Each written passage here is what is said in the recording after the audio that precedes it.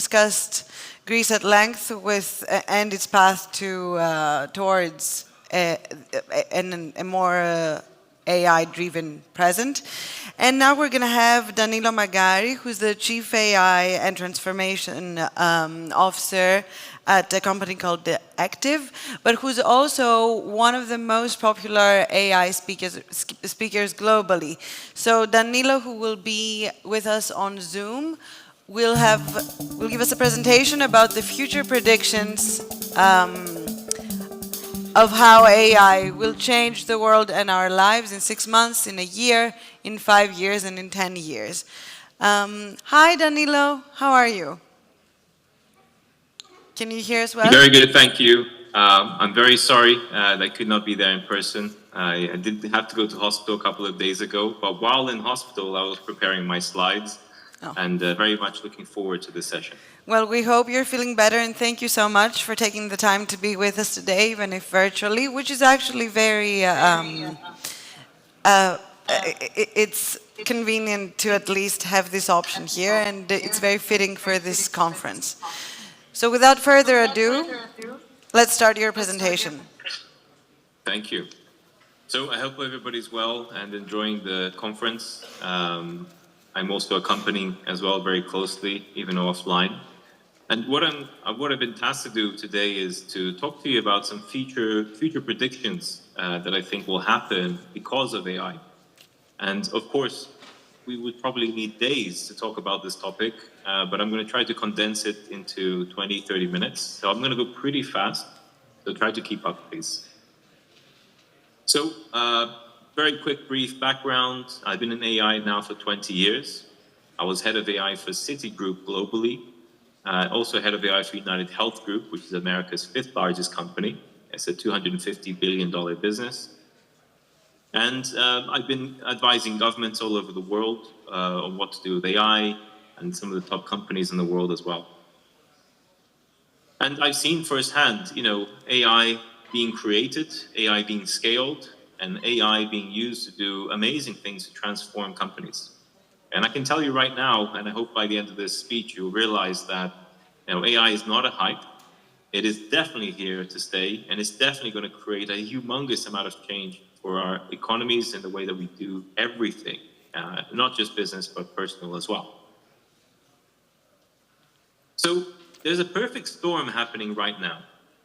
We had traditional AI for about 60 years. AI is not new. AI started as an academic feat to try to recreate the brain and how humans think. So that's why it was called artificial intelligence. But the way that traditional AI used to work with machine learning, neural networks, the fact that you had to train it on so much data for it to be effective, it really caused a lot of problems for companies trying to scale this technology. Because it was not easy to use. You needed a lot of very specialized people, so it was very expensive to deploy.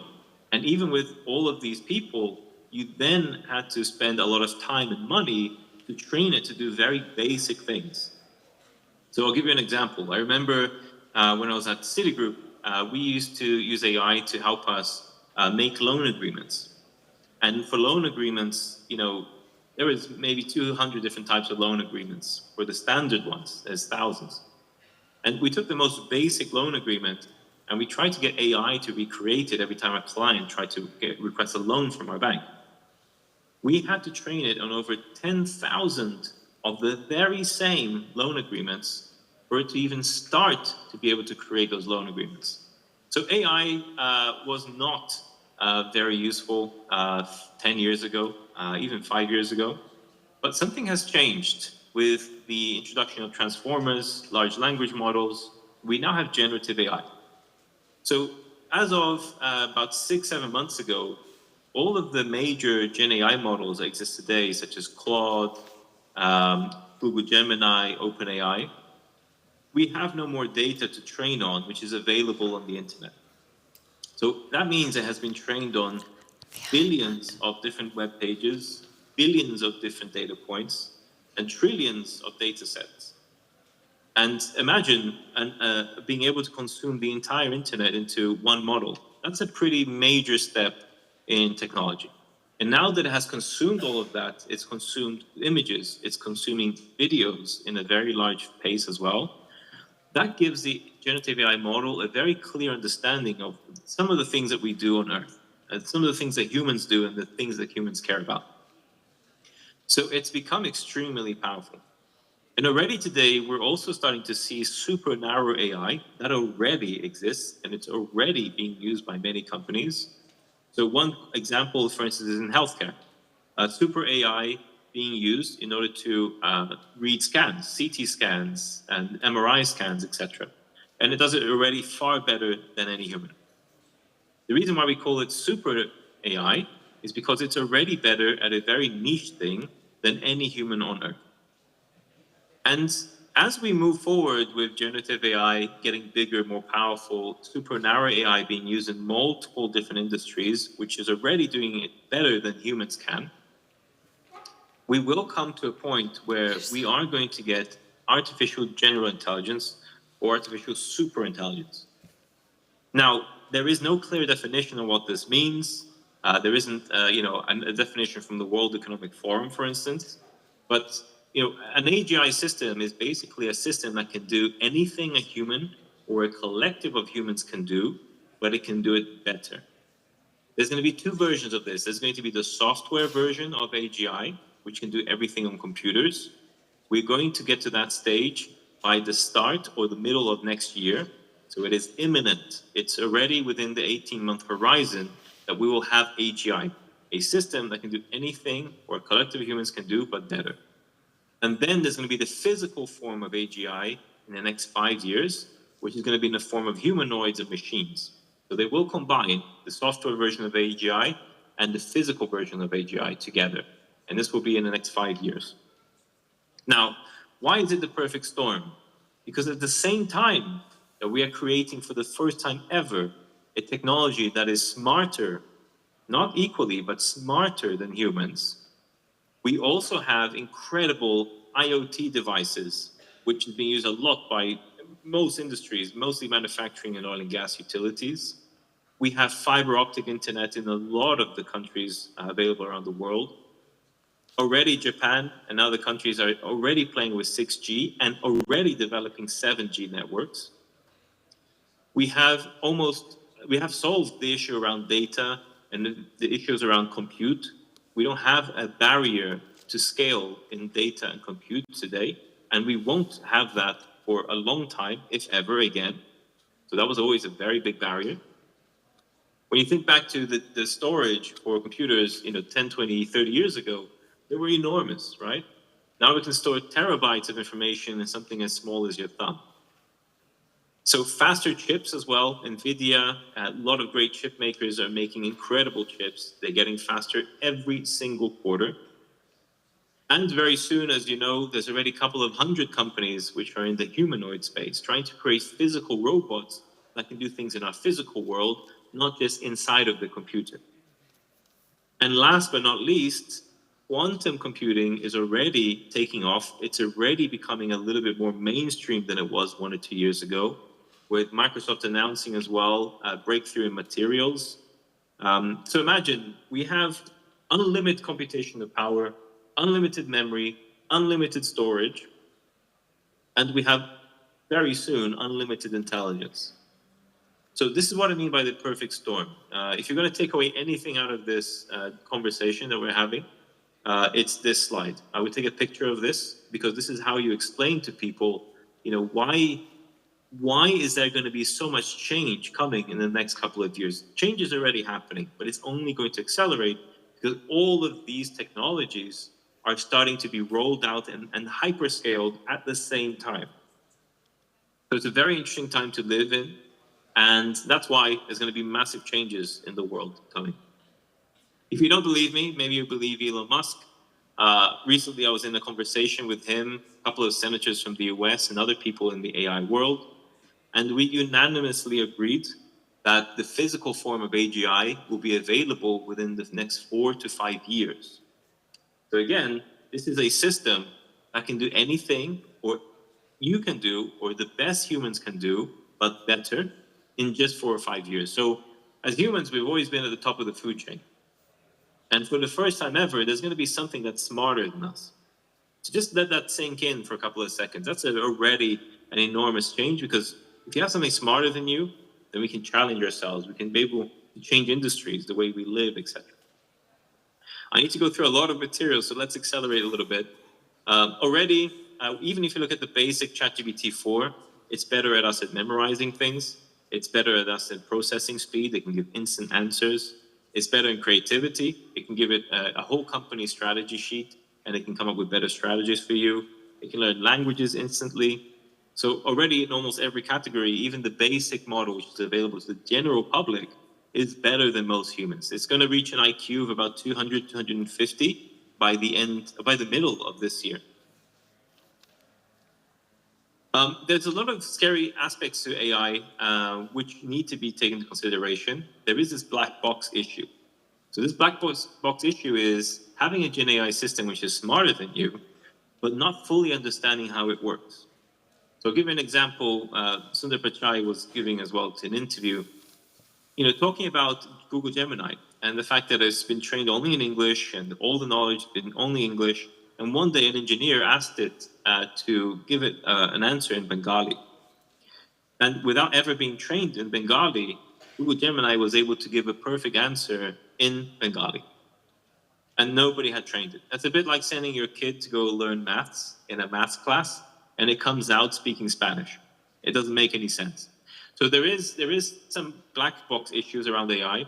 And this is scary because at some point, you have something smarter than you. It is going to realize that there's something inferior running the world. And if it wants to, it can create its own language that we would never understand and start communicating with each other through different agents. So I don't want to get too scary. This is the doom and gloom story everybody's aware of already. But maybe it makes a bit more sense now that you understand how much more powerful the technology has become and why this perfect storm can cause a situation where AI one day can go rogue. If you don't believe Elon Musk or Sundar Pichai, then maybe you believe the reports from Bain, McKinsey, Bloomberg, etc. So this is the first time ever that an invention or technology is able to create 10 to 15% of the world GDP within the next 5 years. So this is unanimously agreed. Within the next 5 years, Gen AI will create anything between $7 to $15 trillion in economic value. The world GDP is around 100 trillion today. And that gives you a very good idea of how much impact this will have in just a couple of years. It's already having this impact, by the way. It's not something in the future. It's definitely happening as of a couple of years ago already. So, there is no other technology, there's no other topic that's getting so much investment. Even the green movement, which is getting away from hydrocarbons, the very thing that can make our whole Earth extinct, it doesn't have as much money going into it than AI. So that gives you an idea of just how much money is going into this technology and getting it rolled out everywhere. But there is a missing piece, right? You can't just have AI by itself. You got to have strategy. You got to understand how to implement it. And companies that do this really well are going to be able to reach something called autonomous enterprise. So autonomous enterprise are companies that will increasingly over time be able to run by themselves. So I've already done this in different departments in very large companies where we had quite a lot of people doing specific tasks, and we managed to automate everything using automation, AI, workflow engines, etc. And we reached a point where a team or department became fully independent electronically without having humans. This is something that will get rolled out to every department, every area of a business, where very large chunks of it will start becoming autonomous. So autonomous enterprise is what every large company is striving for today, maybe secretly and maybe obviously, but it will come a point where many companies will be able to run by themselves. And this is pretty major. And this is going to make a massive shift in our economy, our world order. The very fact that you work to pay taxes, to buy goods, this will change drastically, maybe not in 5 years, but definitely within the 10, 15-year horizon, because most companies will be able to reach this autonomous enterprise stage. Now, looking at different departments, what kind of changes am I seeing? I'm definitely seeing a lot of changes in IT, code being written much faster, cybersecurity being able to be attack and defense much greater than ever was before. HR doing things like sentiment analysis, avoiding people from burnout and avoiding people even committing suicide. AI has helped in that area too. In marketing, we'll talk about this later, but generating videos, very personalized content, that's a very big thing. And in finance, better forecasting of spend, better forecasting of revenue, all of that is being empowered by AI and is giving people and companies, massive competitor advantages. And this is real numbers that I'm seeing, real numbers that I've implemented myself, significant gains, right? Even if it's 5% is pretty big, but we're talking a minimum of 20% gain because of AI. In transport industry, I had to talk about the future of transport to transport ministers a couple of months ago. And here are some of the areas where I think AI is going to create a very big impact in transportation. Transportation is a thing that affects the world GDP. You have to transport goods in order to sell them. So if they're becoming autonomous, if they're becoming more intelligent through different traffic light systems, maritime industry is finally getting an upgrade, then we're going to see a much faster pace in our retail economies because of AI, because the logistics system behind it is getting a lot more efficient. So something to take note of. We'll go back to that because we have so much to go through. Now, the maritime industry, very large ships, oil containers, shipping containment ships, traditionally a very old school industry. There is massive amounts of optimization happening with AI, with route optimization around the safety monitoring side. I won't go through every example, but basically ships are becoming more autonomous and they're becoming more efficient. And there is a lot of updates happening around ports now as well. Rotterdam port in Holland is basically probably the best example now in the use of AI. They've made incredible amounts of efficiency gains because of AI, which has created more jobs, not less. And it's allowing the ships to be able to transport things a lot more efficiently. So maritime getting a big upgrade. Banks are facing huge problems when it comes to security because of deepfakes. I can digitally copy any one of you there if I have enough video time and voice time, copy your voice, copy your likeness, and create a digital avatar of you in order to log into your bank accounts. How are banks combating that? Well, they're creating real-time behavior biometrics. So even not just making you use your fingerprints, but also as you're using the apps on banking, understanding your patterns. Where do you usually go when you log in? Are you going somewhere different? Are you creating transactions which don't make sense? They will also activate the camera every so often to check that it's you using the app and not somebody else. So real-time biometrics is going to be a big thing for security measures in order to combat deepfake. That's definitely going to be a very big topic. Law firms, my prediction, and I'm very happy to stand behind this, 50% at least of all law firms on earth will go bankrupt within the next 5 years. And I picked law in particular because it's a very old school industry that still thinks that they have an edge on AI, when in fact, if you remember, large language models, they are great at gathering large amounts of information and making great arguments. And what does a lawyer do? They gather a lot of case information and make arguments to defend or prosecute someone.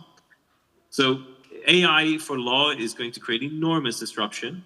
Here are some of the examples on the screen of how it's going to impact the different things that law firms do. And what's going to happen is a lot of the junior lawyers around today, they're not going to have a job, or they're going to have a very different kind of job because of AI. And what's going to happen over time is law firms are going to go from having partners at the very top, being maybe 5%, 10% of the population of the law firm, and it's going to be turned on its head, where law firms are going to have too many partners and not many juniors, because the work being done by juniors is being done by AI. Danilo, so this is a massive disruption to the law industry. Danilo, and also, hi, I saw a case of a court trial using AI as a jury in order to give the judge more unbiased information about what he or she should do when it comes to the sentencing. Danilo, hello. If you can hear me, we have about 2 more minutes for a presentation, because then we're hearing so many things, and I need to ask you so many questions. So Perfect. I'll wrap up in the next 1 minute too. Thank you. In the personalization space, so of course we all know algorithms are monitoring everything we do, everything we click on social media, but we're going to go into an era this year of hyper-personalization. So what do I mean by this? Commercials being made just for you. So instead of having one commercial to launch a new car, that car company will now be able to create multiple commercials depending on your life story, and might even be able to put you inside of the car in the commercial because of AI and because of the ability of doing deepfakes. So deepfakes can be used for something good, and it will be used for commercials to be able to allow the consumer to feel that product a little bit more, and to feel like it's them using that product. So hyper-personalization is going to be an enormous, enormous thing. I won't show you this, but you can check it out later. Volvo created an entire advert just by using AI. Instead of spending $300,000-$400,000 on an advert, they did it with just under $2,000. Again, huge in the marketing industry. Learning and development is going to get a huge upgrade because you can create real time. So if you have a learning development course on anti-money laundering and a new law comes out, AI will create a brand new content for people to train on instantly. When it comes to AI being able to help your finances, AI is able to today already help you make money, help you invest that money correctly. So that's going to become a very big thing in the next couple of years. So personal finance is going to get disrupted hugely. In therapy, AI is getting into therapy, becoming a therapist now as well. It's very difficult to get therapy and to pay for it. So a lot of people don't have access to that. AI is going to solve that problem. That's a huge area of disruption. We have many more things to go through, but jobs are going to change drastically. I'm just going to wrap up now in the next 10 seconds. I'm not going to go through all of these, but there isn't a single job on Earth that will not be impacted because of AI. And just the last slide now. The thing that you all need to consider is we now have something more intelligent than us. It's more capable than us. It's going to affect every industry, every community, every job. So what are humans going to do at the end of all of this? What's going to happen to the world order? So we're going to have to really redefine what it means to be human and what is the point of humans on Earth, because our area of expertise and the things that we do is not going to last anymore. So what is it we're going to do, when that happens, when that shift comes along? And I'll pass it over to you now for questions. And maybe this is one way to start. Thank you. Oh my God. I think I want to start from where you ended, because I've been thinking over the past 25 minutes, and I can also hear myself. So let's do something about the sound, please. Surely, even if we reach general artificial intelligence and AI is smarter than us, surely there should still be something that makes being human, worth it. I mean, will AI, even if it will achieve general intelligence, will it be able to have feelings? Or will it be able to create art, but not because of the art of all the information that it has been, that it knows because of its training on data, on limitless data sets? But because, you woke up and you saw the sunset, or you fell in love, or you got your heart broken, and then you created something. I mean, won't there be an advantage there at least? Sure. So my prediction is that when we look at the baby boomer generation, they were always very fixated on the job defining them. If you go to a party and you ask a baby boomer, who are you? The first thing they're going to tell you most likely is what job they do. And that's kind of how they introduce themselves. So for many generations, the job that you do defines who you are. And I think this is a massive limitation to the human capacity, because you are far greater than the job and the company that you work in and for. And new generations coming in, like Generation Y, Generation Z, when you ask them to tell you about themselves, the last thing they'll tell you is what they actually do for a living. So there are some changes coming in, thankfully, because of new generations, seeing that jobs and companies don't define them. And what this will do when AGI starts to do a lot of the jobs that we were very good at, and we won't need to do those jobs anymore, it's going to force us into a new space we've never been before. So things like going to multi-planetary species, exploring Mars, exploring the moon, exploring different planets.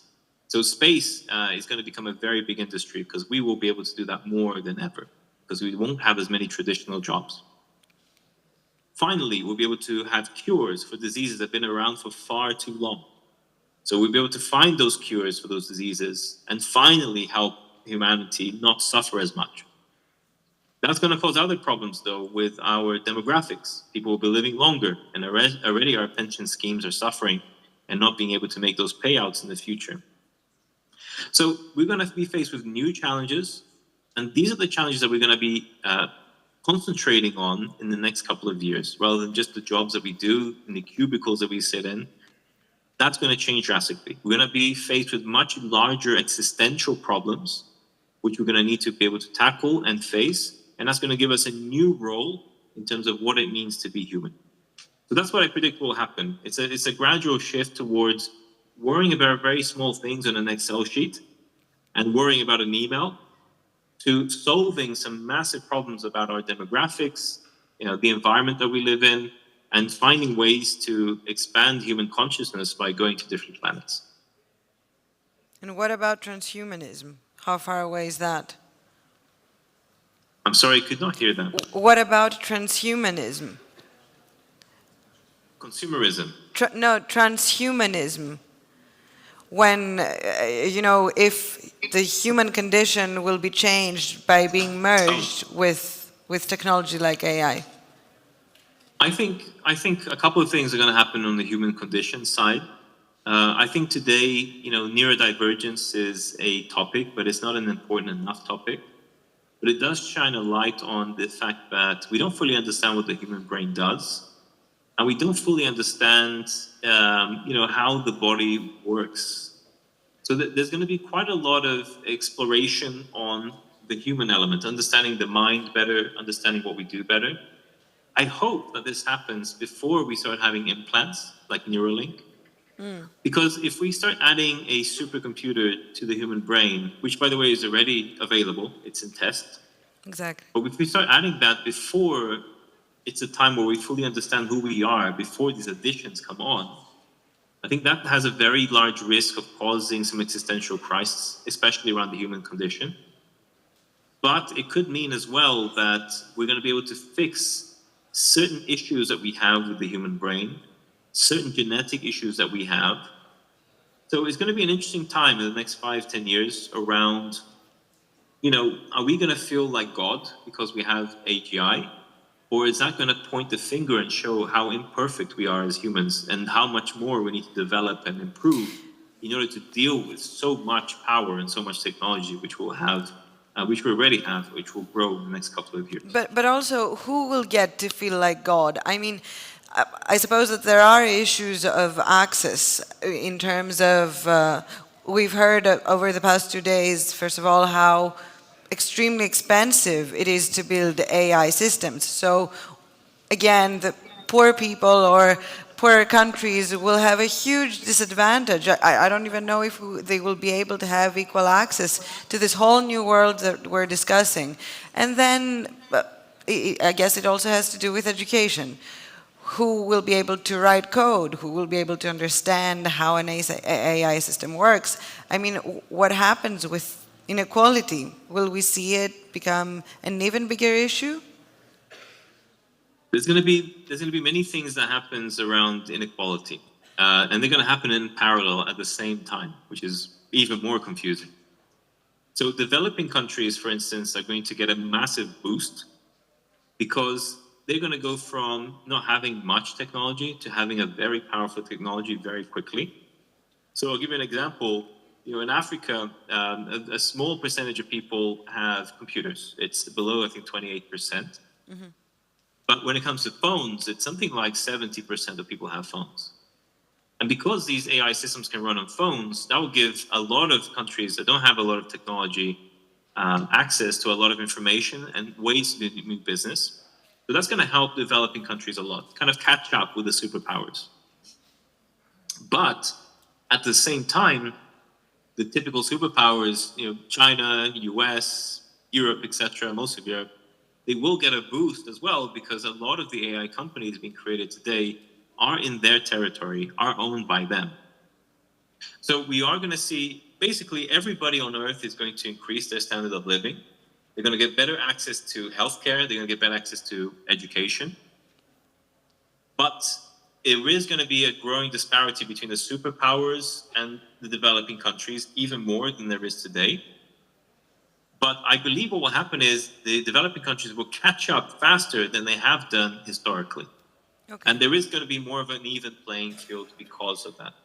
Mm-hmm. So geopolitics is going to get very interesting because the reason why I say this is I see small companies today who are AI first being able to compete with medium and large companies.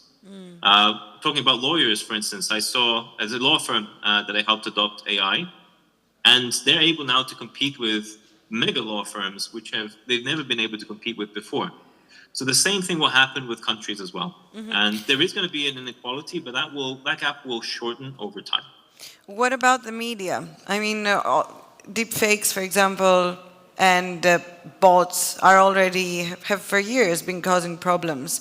When it comes to the media, when it comes to fake news and people just choosing to believe what they're seeing and not wanting to believe that it's fake, what will happen with that sector, with the media sector? So right now, deepfakes is a massive problem because it's very hard to detect and label that information or that video, etc., as a deepfake. I see some platforms making progress around this. Mm-hmm. So in social media, if you upload something which is not real, which is AI generated, you are supposed to put a tag on it to say AI generated. What will happen in the future, short future, is a lot of content which is generated by official platforms. There will be a specific meta tag attached to that content so that when you upload it anywhere, every platform knows that it's AI generated. So that has to stem from all of the major platform companies. You know, we need to work together more to be able to add the special meta tag onto content. Mm-hmm. But still, let's say you don't use a major platform to generate a deep fake, you won't be forced to do that. So I see deepfake causing a lot more security issues going forward, a lot more disinformation, and that will grow because of the power and the access of AI will go to everyone, even more than it is today. But I hope that the major platforms can come together like Facebook, TikTok, etc., for us to be able to combat that by adding special meta tags to things which are AI generated. So it's going to be a battle. It's going to keep becoming a battle. But it will hopefully get a little bit safer over time. But it will never be completely safe with deepfakes. There's always going to be a security risk around that. And you're 100% sure that this is the right direction for us as a kind, like as humankind? It's the right direction to be going in? And are we ready for how the world is going to change over such a short period of time, depending on what we're talking about? I mean, are we as seriously as a kind prepared for what's happening, for what we're doing? So to be really honest, we are not ready for this. And if it was my choice, and this is what I do for 20 years, I would actually try to postpone it for another decade at least. But fortunately and unfortunately, this is the industry that has the most amount of investment today, even more than greenhouse movement, like I mentioned. And when there is hundreds of billions, coming close to trillions now going into AI from every direction, from private equity, from venture capital, governments, private sector, etc., it's very hard to stop a train that has this much leverage on it. So it's not something that we're ready for, but it's definitely something that is coming. We cannot stop. So unfortunately, the answer to that question is we don't really have a choice. It's definitely here, and it's definitely going to impact every industry and every job and every community that we live in. And the best thing we can do right now is just to learn how to adapt to it as best as possible. That's why I've made it my life's mission now, to teach as many people as I can about AI. So I'll go around schools, I go around developing countries, and that's why I try to bring education so people can be a little bit more prepared for what's coming. Because honestly, we're going to have to adapt, and we're going to have to use the technology to adapt to the technology. which is an interesting conundrum.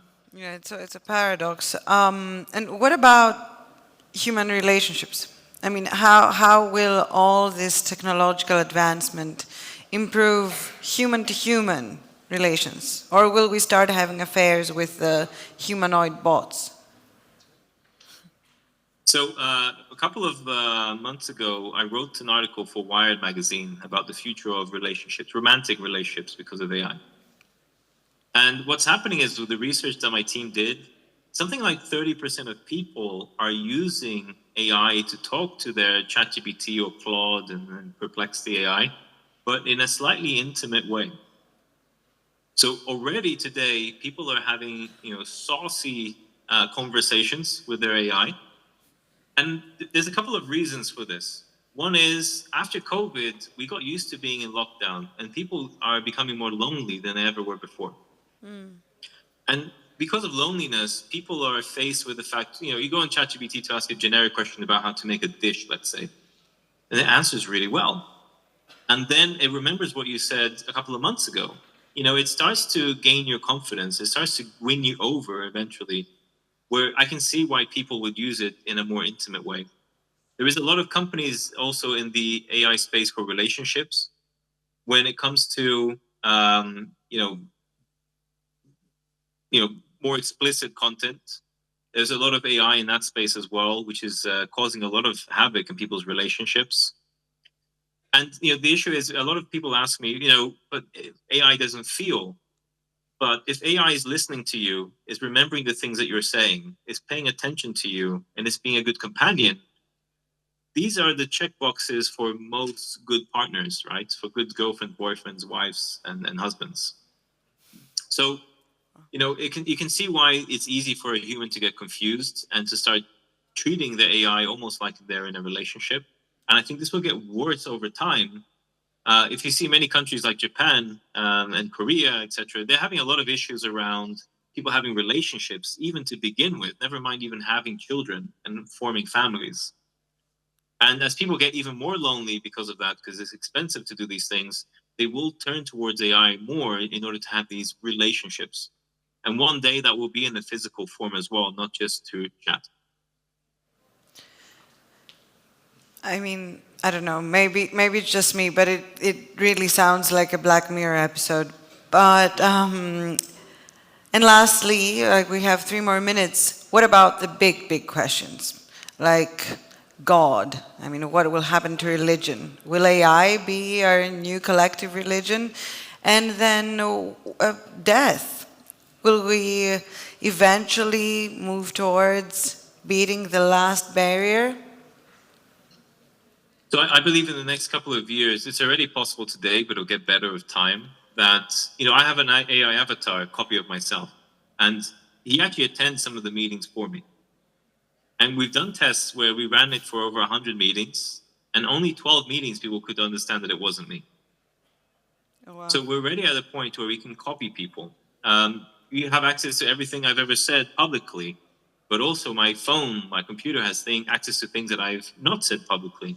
So if we amount all of this information public and the things which are in our devices, we can almost fully recreate a person. Of course, only in the software form on computers, right, today, but one day in the future in a physical form as well. So we are going to be able to, in the next 5 or 10 years, reach a certain type of immortality where we have a father, a parent, a grandparent, and before they pass away, we can decide to copy them and keep them around the house on a monitor screen and one day as a physical form. So that's going to be a very interesting era.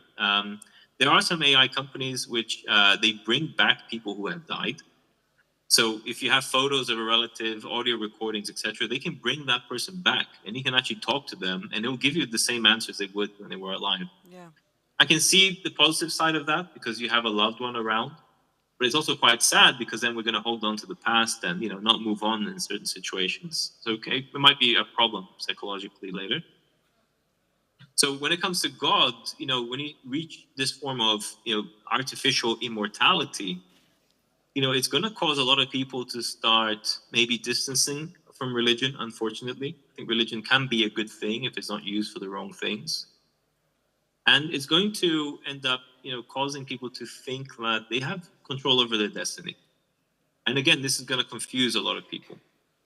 I hope that what will happen in the future after this massive period of disruption where we're trying to figure out what to do, that AI is going to allow us to go through this new period of renaissance, new period of enlightenment, where we are curing diseases, exploring new planets, understanding the human mind, etc.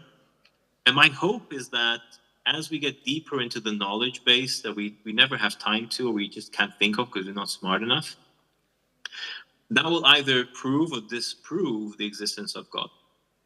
A lot of famous scientists, before they died, they famously said, there's no way for me to refute the fact that there is a higher power that has designed everything, because it's such wonderful, the way that the earth works and the way everything is connected.